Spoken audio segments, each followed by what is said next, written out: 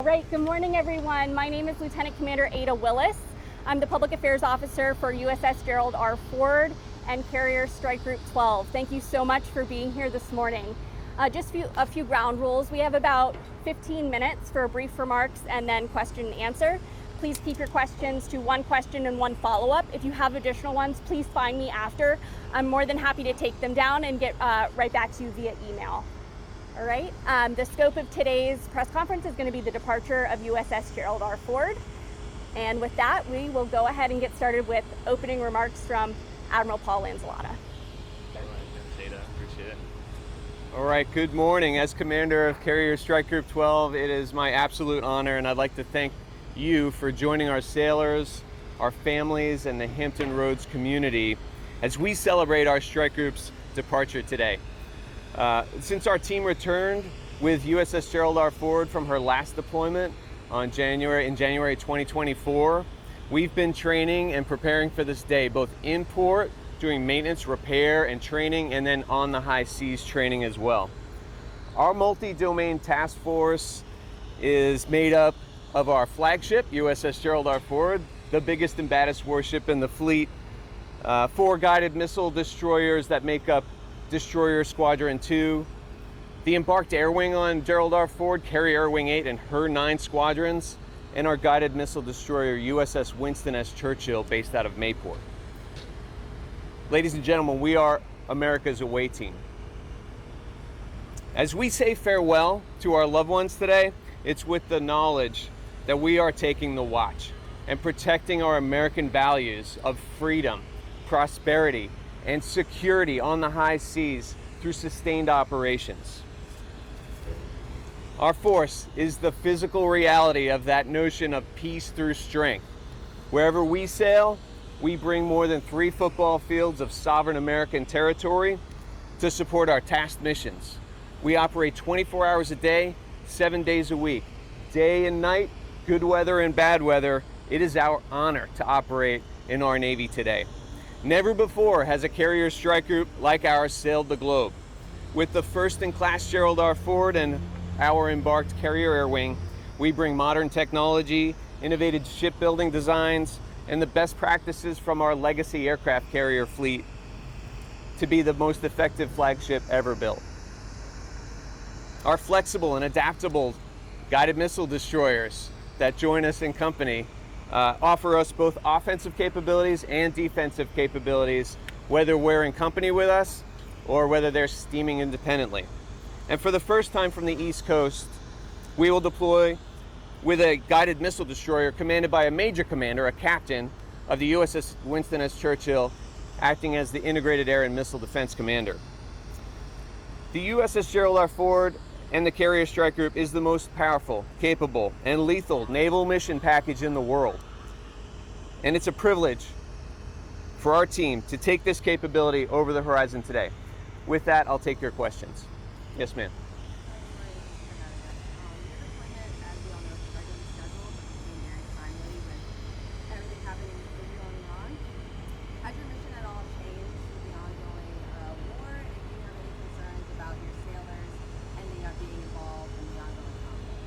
Yeah, it's a great question. So as you know, the world around us evolves as we man the watch and as we do our jobs.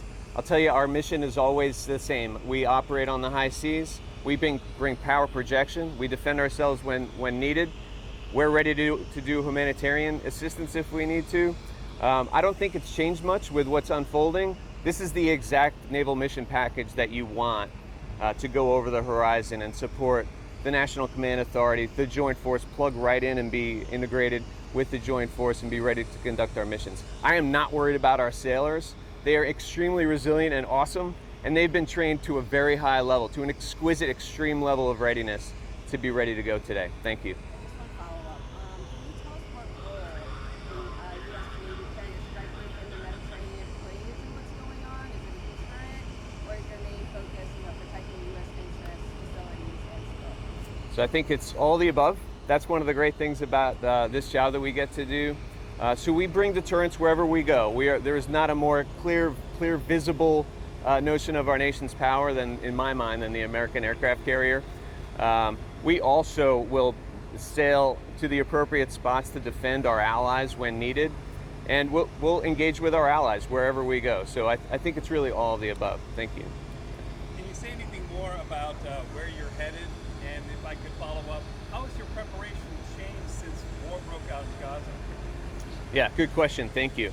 So we are headed to the European Theater of Operations. That's our first stop. And what a naval mission package does is, as you know, we're mobile and maneuverable. So we can go where we're tasked and then respond as necessary. So within one day, we can move this whole strike group 700 plus miles. But initially, we're going to the European Theater of Operations. And then, as your question about training, since the Israel and Hamas conflict has come up since October 7th, absolutely we've updated our training. We actually update our training on a weekly, monthly basis. We use a closed loop of data gathering, assessment, and really modernizing our training throughout. So we've done that. I'm not going to get into the details of our tactics, techniques, and procedures, but we absolutely evolve our training for all of the threats that we might see. And that training probably, if the Houthi rebels resume their attacks, that training, of course, you all are prepared for that as well. We are 100% prepared for that, yes. Yeah, thank you.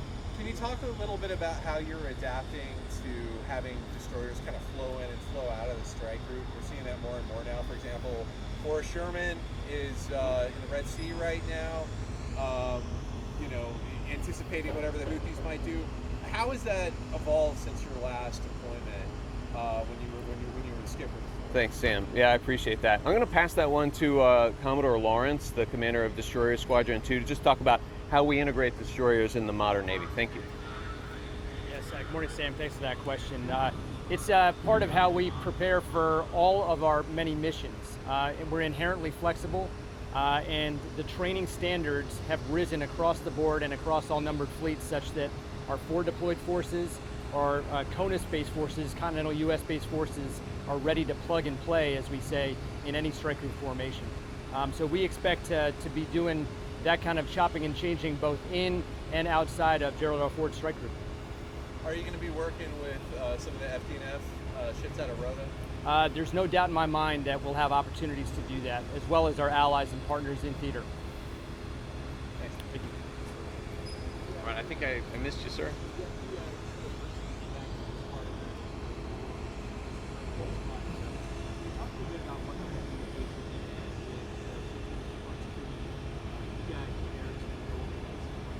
Yeah, if I understand, it's a little bit hard to hear with the cranes, but if I understand your question, that you're interested in how we worked with Truman to learn from their experiences.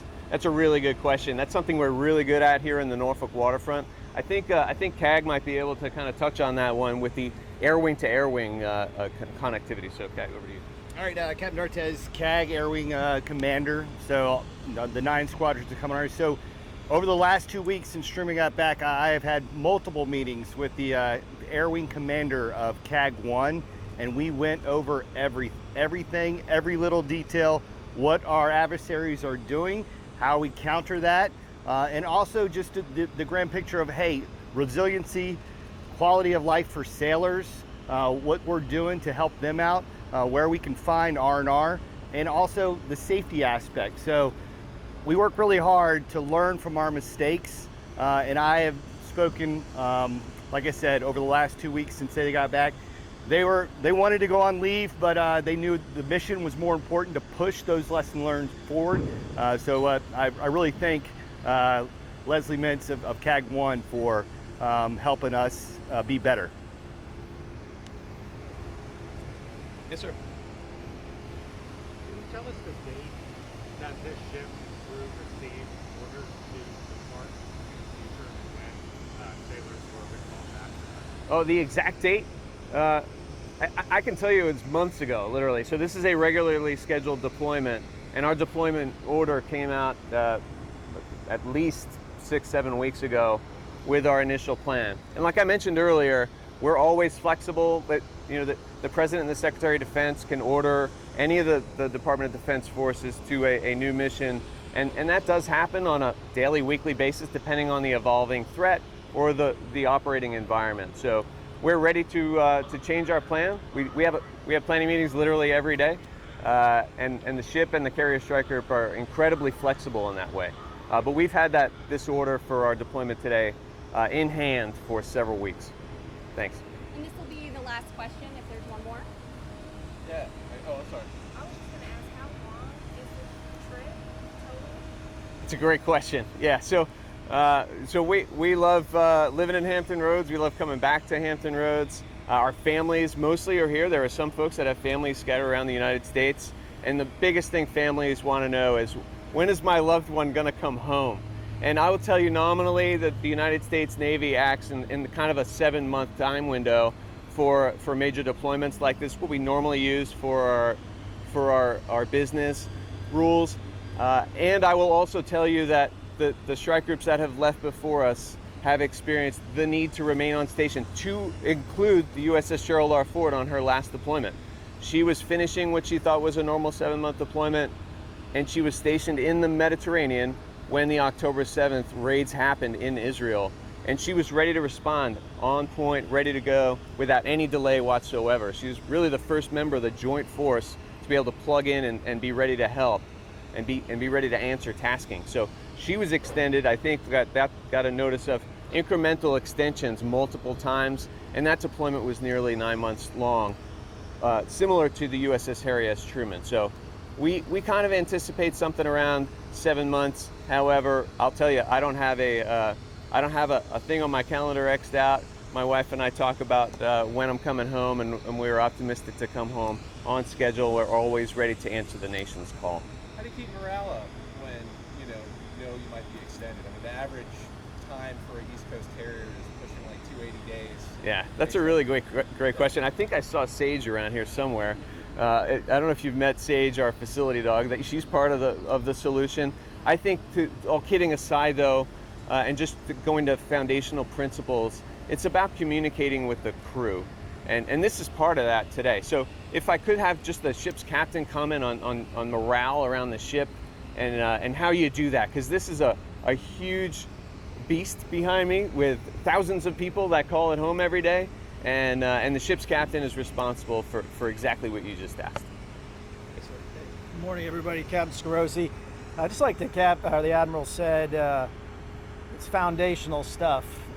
Chiefs and officers leading their people, taking care of their people, being ready to take care of the families at home. What I do know, all around throughout this entire pre-deployment cycle, the crew has been enthusiastic and led with vigor. And the families, I'd be very remiss, the families are a critical part of the morale of the crew, and we have a good strategy to communicate home with the families. And they've made our sailors ready and resilient. If I could add on to that too, so just 2 more aspects of morale. Man, I am passionate about morale.